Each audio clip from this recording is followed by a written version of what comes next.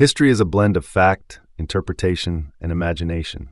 The stories are inspired by historical accounts, myths, and cultural legacies. While we aim to bring history alive, we encourage you to explore, research, and question these narratives. In the heart of the Deccan, where warring clans fought for dominance, a new power began to rise, one that would shape the course of South Indian history. The Chalukyas, once mere feudatories, emerged from obscurity to carve their destiny. It was the 6th century CE, and the political landscape was shifting. The Vaktikas had weakened, leaving a power vacuum. From the rugged lands of Karnataka, Pulkeshin I seized the moment. He consolidated scattered territories, strengthened his army, and laid the foundation of an empire. His dream? To establish a kingdom that would stand the test of time. And so, in 543 CE, the Chalukyas proclaimed Badami as their capital, marking the dawn of a new era. But this was only the beginning.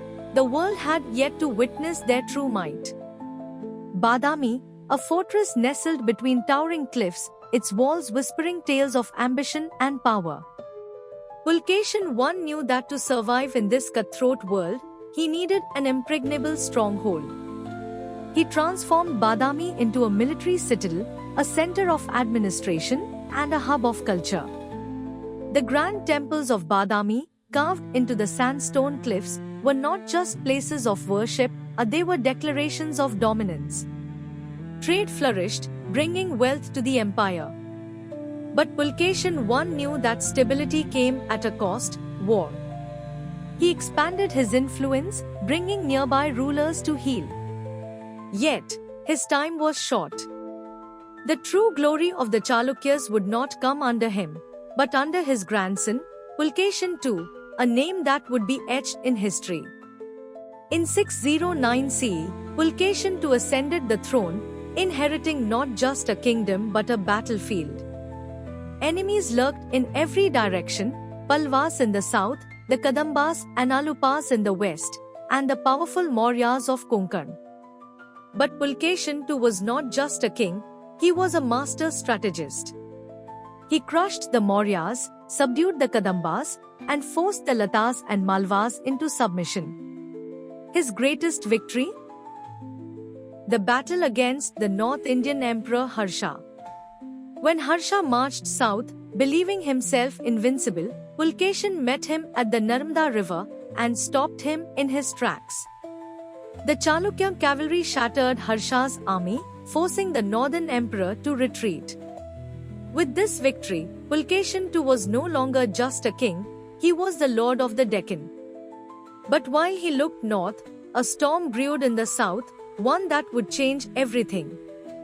Pulkeshin II had expanded his empire, but one force stood in his way: the Palwas of Kachipuram. Their king, Narasimhavarman I, was a warrior unlike any other. The battle between the Chalukyas and Palwas would become legendary. Pulkeshin II led his army into Palwa territory, attacking Kachipuram, the Palwa capital. But the city refused to fall. It was a bitter war, fought over years, with neither side willing to submit. And then, the tides turned. In 642 CE, Narasimhavarman launched a counterattack, storming into Chalukyan lands. The mighty city of Badami, once thought impenetrable, fell to the Palwas. Pulkeshin II, the undefeated conqueror, was slain. The Chalukyan Empire, once at its peak, was left in ruins. But a dynasty like the Chalukyas does not fall so easily. With Pulkeshin II gone, chaos reigned. The Palwas occupied Badami, and Chalukyan authority crumbled. For a time, the dynasty seemed doomed. But in the shadows, a survivor plotted revenge: Vikramaditya I, Pulkeshin's son. Years later, he led a resurgence, reclaiming Badami and restoring the Chalukyan throne. Yet, the empire would never be the same. The cycle of war with the Palwas continued, draining both kingdoms. The once mighty Chalukyas struggled to hold their lands. And then, In the 8th century, another threat emerged, the Rashtrakutas, powerful warriors who saw the Chalukyan weakness as an opportunity. By 753 CE, the Rashtrakutas overthrew the Chalukyas, ending their rule over Badami. But history does not forget its great empires.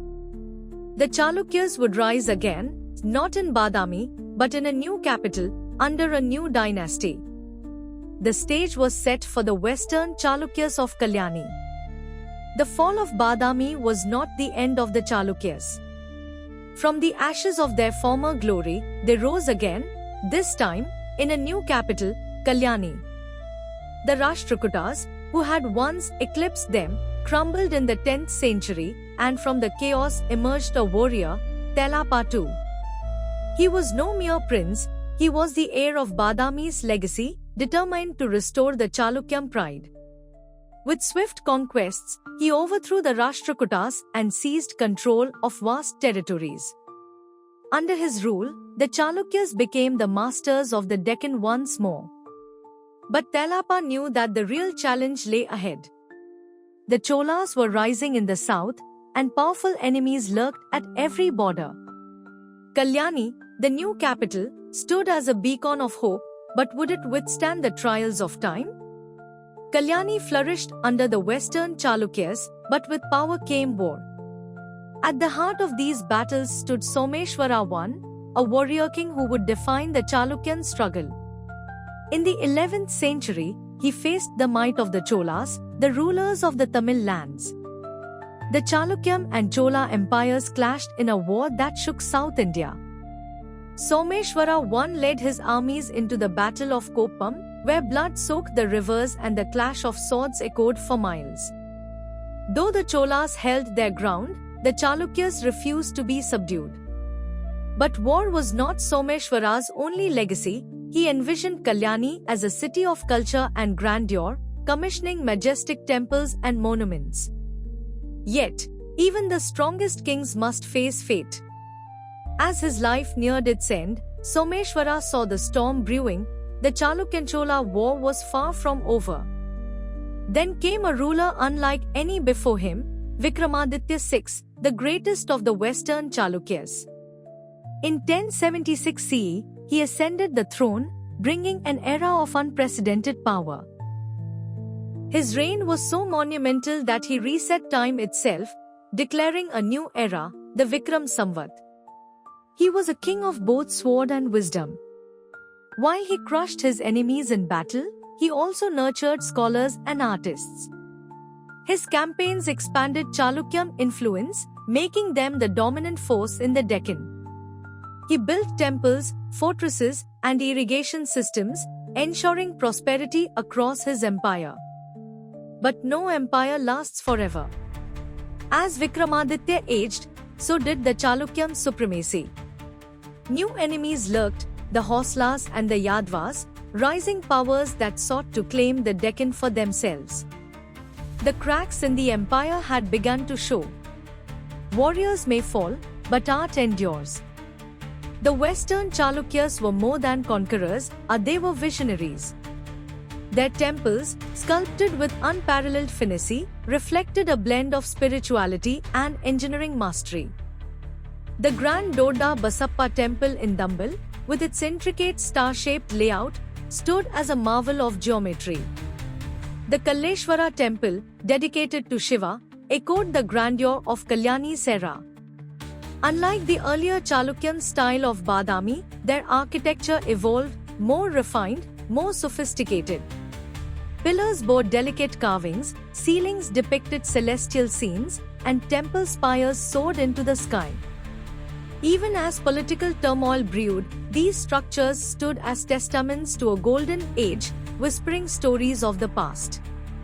But as new dynasties emerged, would these voices fade into silence? Empires do not fall overnight, they crumble slowly, relentlessly. After Vikramaditya VI, the Western Chalukyas struggled to hold their realm together. The Cholas, once their greatest rivals, had weakened, but new threats emerged, the Hoslas and the Yadvas. The once loyal feudatories of the Chalukyas now turned against them, carving out their own kingdoms. The great city of Kalyani, once a beacon of power, became a battleground. The final blow came when the Hoslas captured Basvakalyan, the heart of the Chalukyan Empire. The Western Chalukya dynasty had fallen, marking the end of their era. But their legacy lived on, in the grand temples, in the stories of their warriors, and in the very foundations of the dynasties that succeeded them. The Chalukyas were gone, but their influence shaped the future of South India forever.